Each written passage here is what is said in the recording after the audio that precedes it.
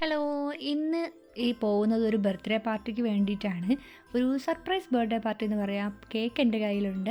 അപ്പോൾ ഞാൻ കഴിഞ്ഞ ദിവസം നൈറ്റ് ഡ്യൂട്ടിയുടെ ഇടയ്ക്ക് പറഞ്ഞായിരുന്നല്ലോ വരുണിൻ്റെ ബർത്ത്ഡേ ആണെന്ന്. അപ്പോൾ അവനൊരു സർപ്രൈസ് ബർത്ത്ഡേ പാർട്ടി കൊടുക്കാനുള്ള പ്ലാനായിരുന്നു.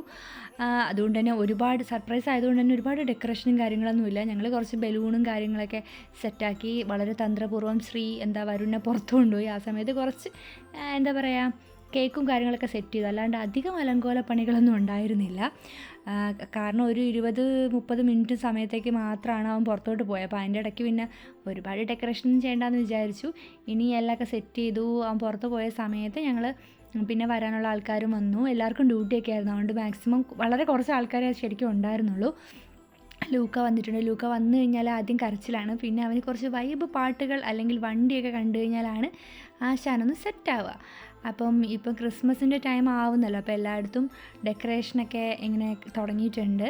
ക്രിസ്മസ് പാപ്പാനെ ലൂക്കായ്ക്ക് ഇഷ്ടമായെന്ന് തോന്നുന്നു. അപ്പോൾ നമ്മുടെ ബർത്ത്ഡേക്കാരൻ ഇവിടെ വന്നിട്ടുണ്ട്. അവൻ സർപ്രൈസ് ആയി എന്നാണ് എനിക്ക് തോന്നുന്നത്. എനിക്കറിയാം ഇനി വല്ലതും എന്താ പറയുക ഞങ്ങൾ ഇങ്ങനെ ഇത് പാർട്ടി ഉണ്ടാക്കുന്നു എന്നുള്ളൊരു എന്തെങ്കിലും മണത്തായിരുന്നോ എന്ന് എനിക്കറിയത്തില്ല. എനിവേ ഞങ്ങൾ വളരെ സന്തോഷപൂർവ്വം ഇനി കേക്ക് മുറിക്കുന്ന ചടങ്ങിലേക്കാണ് കിടക്കുന്നത്. അപ്പോൾ കേക്കൊക്കെ മുറിച്ചു. ഞങ്ങൾക്ക് ഇപ്പം എന്താ പറയുക മുമ്പ് ഞങ്ങളിവിടെ കേക്ക് ബോക്സ് എന്നൊക്കെ പറഞ്ഞിട്ടൊരു ഷോപ്പൊക്കെ നിന്നൊക്കെ ആയിരുന്നു കേക്ക് മേടിക്കുന്നത്. ഇപ്പം ഞങ്ങൾക്ക് എപ്പോഴും കേക്ക് ഉണ്ടാക്കി തരുന്നത് ഷെറിൻ എന്ന് പറഞ്ഞൊരു ചേച്ചിയാണ്. നല്ല ടേസ്റ്റാണ്. ശരിക്കും നാട്ടിലെ കേക്കിൻ്റെ ടേസ്റ്റ് തന്നെയാണ്. അതുകൊണ്ട് ഇപ്പം ഞങ്ങൾ എല്ലാത്തിനും ചേച്ചിയുടെ നിന്നാണ് ഓർഡർ ചെയ്യാറ്. അങ്ങനെ കേക്കൊക്കെ കട്ട് ചെയ്തു. എല്ലാവർക്കും കേക്കൊക്കെ കൊടുത്തു. ഈ നവംബർ മാസത്തിൽ കുറേ ബർത്ത്ഡേ ഉണ്ട്.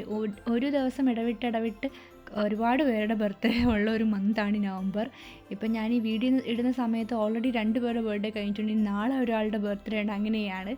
അപ്പം നവംബറിലാണ് കൂടുതൽ ബർത്ത്ഡേസ് എന്ന് തോന്നുന്നു.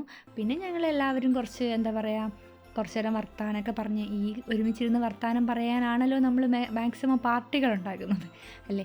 പിന്നെ സ്ഥിരമായിട്ടുള്ള ഊനോ കളി അങ്ങനത്തെ പരിപാടിയൊക്കെയാണ്. അങ്ങനെ ഞങ്ങൾ കുറച്ചധികം നേരം വർത്താനമൊക്കെ പറഞ്ഞ് ഊനോ ഒക്കെ കളിച്ച്